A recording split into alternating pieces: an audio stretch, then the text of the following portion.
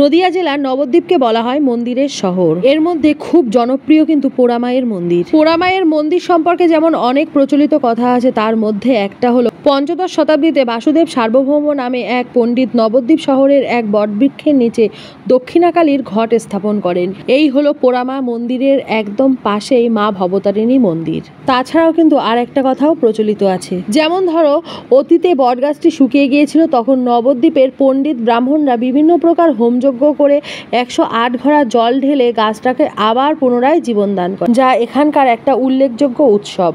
নবদ্বীপ যেমন শ্রী চৈতন্য মহাপ্রভুর লীলাক্ষেত্র ও জ্ঞানচর্চার পীঠস্থান হিসেবে পরিচিত, তেমনি এটি শাক্ত মতের একটি গুরুত্বপূর্ণ কেন্দ্র হিসেবেও পরিচিত।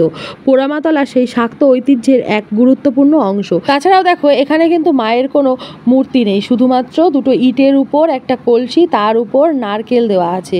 তো দেখো, এটা সবাই বলে যে নাকি যখন মন্দিরটা পুড়ে গেছিল তখন শুধুমাত্র দুটো ইট বেঁচে ছিল, তো সেই ইটটাই নাকি এখানে এখনো পর্যন্ত রয়েছে। এই যে মায়ের মন্দিরের মধ্যে মায়ের যে রূপটা, এটা কিন্তু একদম অদ্ভুত।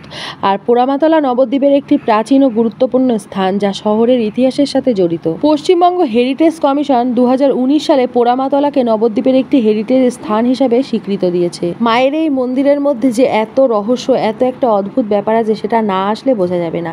তো যাই হোক, মন্দিরের মধ্যে থেকে বেরিয়ে আমরা মন্দিরের বাইরেই একটা দেখো চায়ের দোকান আছে, সেখান থেকে একটু চা খেয়ে নিলাম। চাটা বিচ্ছিরি হয়েছিল, সেই কারণে আমাদের মুখের পরিস্থিতি এইরকম ছিল। তারপর ওখান থেকে ঘুরে আমরা সোজা চলে আসলাম ফেরিঘাট।